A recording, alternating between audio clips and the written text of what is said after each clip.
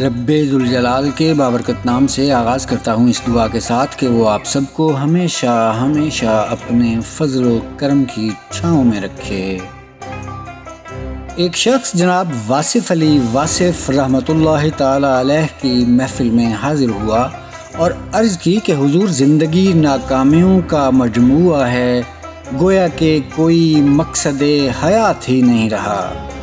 آپ نے کمال شفقت و محبت سے اس کی بات سنی اور ارشاد فرمایا، اگر آپ کے خیال میں آپ کو زندگی کا کوئی مقصد نہیں حاصل ہوا، کوئی مصرف نہیں ملا، اگر آپ کے خیال میں آپ کی زندگی ضائع ہو چکی ہے اور آپ کو کسی کام میں کوئی کامیابی حاصل نہیں ہوئی، اگر آپ کے خیال میں آپ کو محبت نہیں ملی، کوئی مخلص دوست نہیں ملا، کوئی وفادار نہیں ملا، بس دھوکہ ہی دھوکہ ہوا ہے، تو آئیے میں آپ کو ایک کام بتاتا ہوں، ایک مقصد دیتا ہوں، ایک آسرا دیتا ہوں۔ آپ اللہ تعالیٰ سے محبت ڈال لیں۔ اگر آپ کو لگتا ہے کہ آپ اس کے لائق نہیں ہیں تو یہ اور بھی اچھی بات ہے۔ اگر آپ کو لگتا ہے کہ کوئی رسپانس نہیں ملے گا پھر تو ضرور ہی محبت ڈالیے۔ اگر آپ کو لگتا ہے کہ آپ مخلص نہیں ہیں تو لازمی ڈالیں۔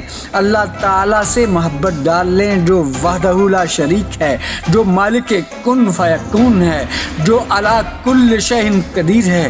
اس ذات پاک سے محبت ڈال لیں اور اسے بتا دیں کہ آپ اس سے سچی محبت نہیں کر سکتے۔ اسے اپنی ساری خامیاں بتا دیں کہ آپ بس ایسے ہی ہیں، اور جو کچھ بھی آپ کے دل میں ہے، جو کچھ بھی آپ کے تحفظات میں ہے، سب اس کے حضور میں عرض کر دیں۔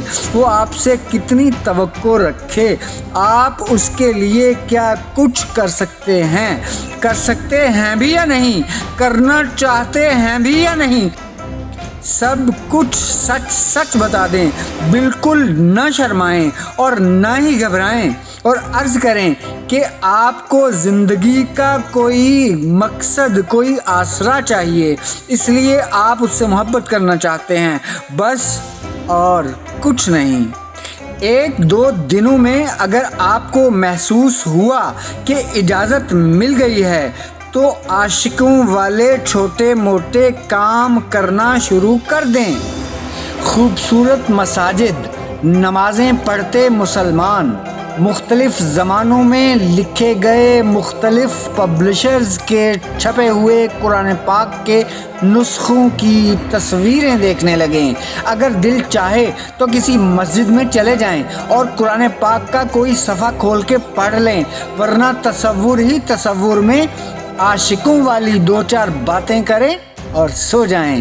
محبوب کو متاثر کرنے کے لیے جو بھی بچگانہ اور بیوقوفانہ حرکتیں آپ اوائل عمری میں اپنی مجازی محبت میں کیا کرتے تھے، اس حقیقی محبت میں بھی کرنے لگیں۔ وہی شعر پڑھیں، وہی تصور کریں اور ویسے ہی ڈائلاگ بولیں۔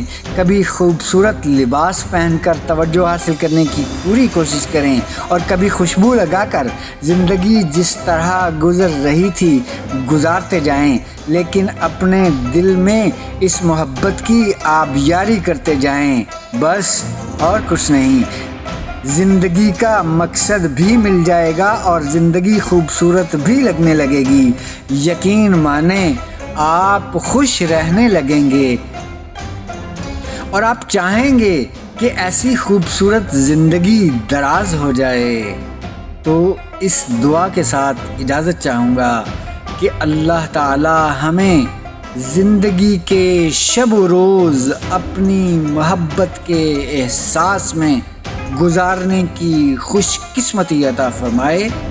اجازت، اللہ نگہباں۔